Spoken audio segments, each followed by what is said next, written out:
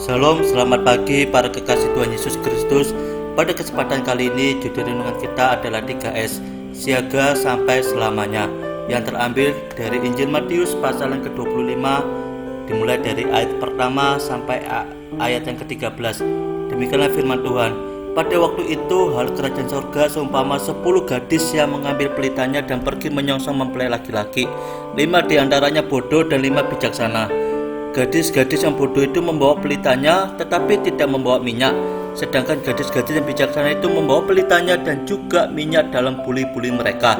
Tetapi karena mempelai itu lama tidak datang-datang juga, mengantuklah mereka semua lalu tertidur. Waktu tengah malam terdengar suara orang berseru, "Mempelai datang, songsolah dia." Gadis-gadis itu pun bangun semuanya lalu membereskan pelita mereka. Gadis-gadis yang bodoh berkata kepada gadis-gadis yang bijaksana, "Berikanlah kami sedikit dari minyakmu itu, sebab pelita kami hampir padam." Tetapi jawab gadis-gadis yang bijaksana itu, "Tidak, nanti tidak cukup untuk kami dan untuk kamu. Lebih baik kamu pergi kepada penjual minyak dan beli di situ."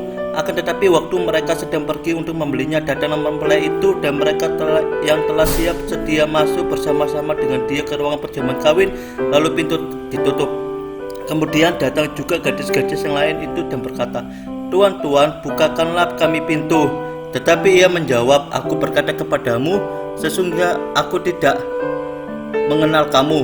Karena itu berjaga-jagalah, sebab kamu tidak tahu akan hari maupun akan saatnya." Saudara, jika kita mau mengamati secara sesama apa yang tertulis di perikop ini, maka sesungguhnya si penulis mau mengungkapkan bahwa perumpamaan ini merupakan suatu kelanjutan dan sekaligus mengakhiri khotbah Sang Juru Selamat kita yang telah dimulai dalam pasal sebelumnya tentang kedatangannya yang kedua kali dan akhir di dunia ini. Ini adalah khotbah perpisahannya yang syarat dengan peringatan, sama seperti penghiburan yang telah diberikannya kepada murid-muridnya di dalam Injil Yohanes. Mereka sangat membutuhkan keduanya dalam dunia yang penuh dengan godaan dan kesukaran seperti ini.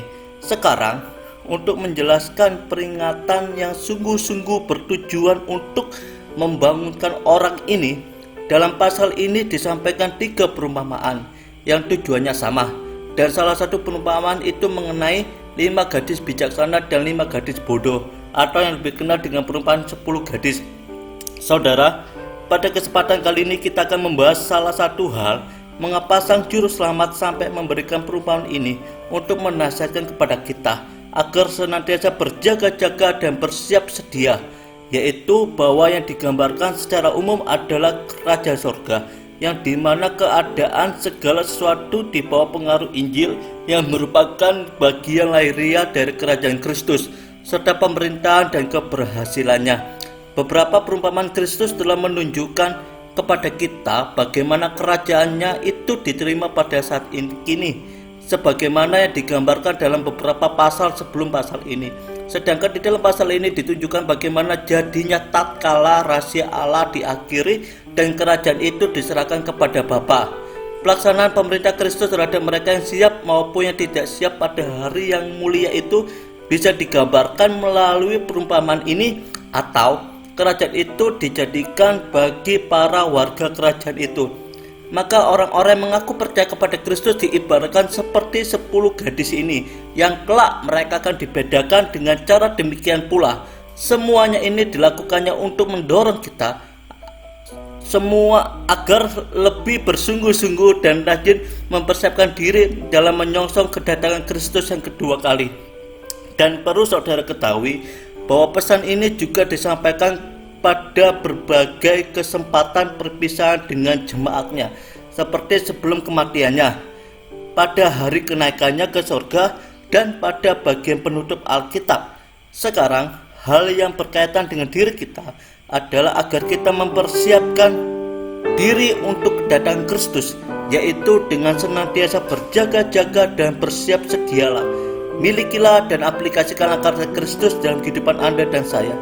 Tuhan Yesus Kristus memberkati kita semua. Amin.